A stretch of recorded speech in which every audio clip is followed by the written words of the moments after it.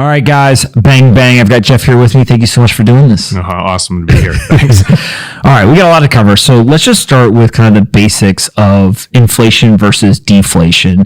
How do you describe that to people? I take a pretty simple outlook, and I just say inflation is when your money is worth less over time. Goods and services go up in relation to your money, and deflation is the opposite. Your money is worth more over time, and goods and services go down in value against your money. The entire world that we know today exists based on an inflationary system. So the money is devalued, meaning that goods and services, the price of those go up over time. It's pretty much common knowledge, right? And also accepted by the majority that is how the system should work. I think you've got a very different opinion. I tend to be sympathetic to your view of the world. But maybe just describe, like, what are the issues with that inflationary system? And then why do you think that there's actually a different system that could be better? Well, we've always grown up in an inflationary system, and it's worked well for the majority of population. My parents' house went up in value. They paid back that debt with cheaper money, and they earned more throughout their life. And so on that path, it sounded like a good thing. We were taught it in school. Inflation is required. And this is what some of the stuff that I explored in the book. But then that system is bumping up against technology. So we've always lived in a system. We measure everything from that system that we're in.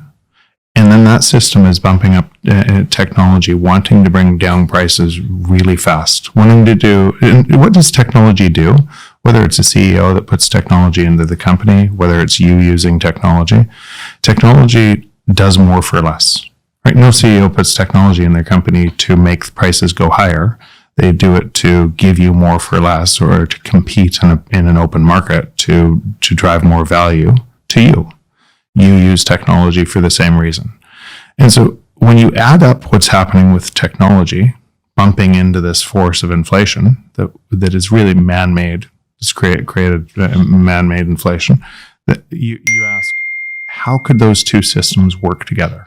So you have the technology being a deflationary force meeting the inflationary force of money and central banking. And now when they meet, you're saying one has to override the other. Okay. What is the legacy system and the people who are proponents of the inflationary system?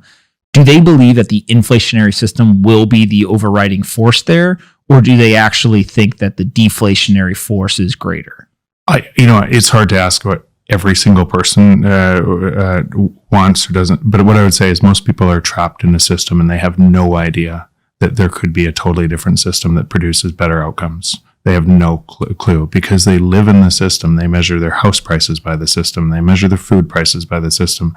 They measure everything by the system, and that system requires prices to always go up forever, in perpetuity. And because that system is built on credit, and that credit, if prices start to fall, would unwind. And because nothing's backing the credit, it would keep unwinding.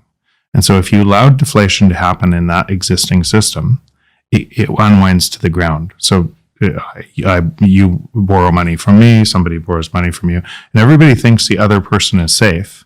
But when it starts unwinding, it's just the counterparties move all the way, go all the way to the sand, and there's nothing backing it. It's just credit backing it. And so credit in a deflationary system gets more expensive and can't be repaid.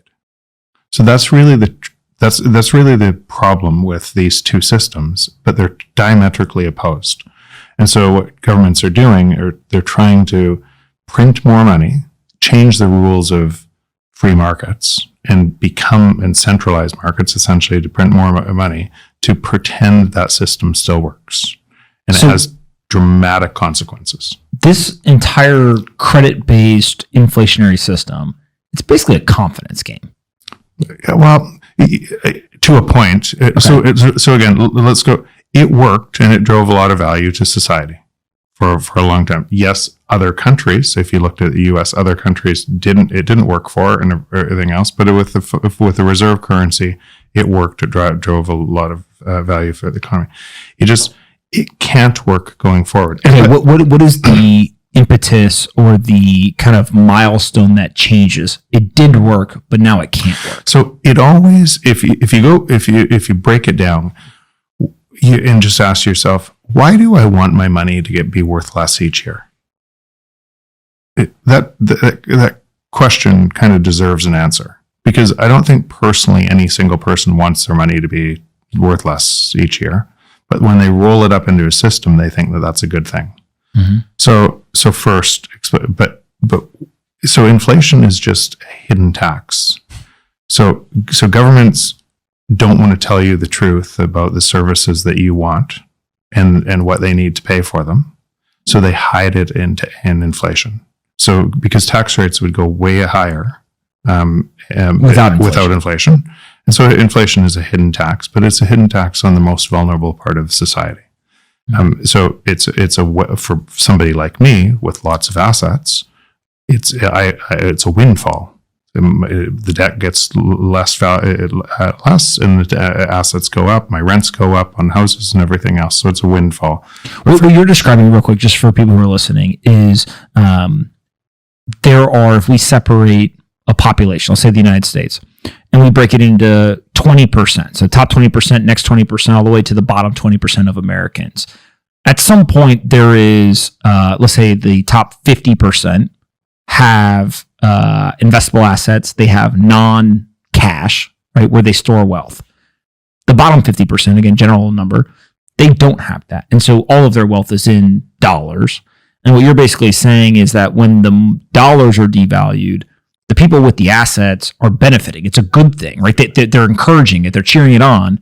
The people at the bottom, though, are actually having the exact opposite effect. They're seeing their wealth hit harder and harder with that invisible tax, and actually are becoming poorer and poorer. And if it was 50-50, that would be one thing. But the wealth inequality, when you look how bad it is, it's way worse. And people measure income inequality. It's wealth inequality. It's actually what you just said. It's the assets. So just imagine you having one house, and the house goes up in value, and you're living in the house. Now you have two, but your neighbor has two houses, and both go up, and the rents go up. So somebody on the other side of the equation, the renter, is paying a whole bunch more. Their money went down in value. Mm-hmm. Yours went up. Now imagine you're Blackstone and you have hundreds of thousands or millions of houses that you're renting to a whole bunch of people. It's a massive wealth transfer to the rich. And so the more you have, more investable assets, real estate, stocks, everything else, that is just a staggering wealth transfer.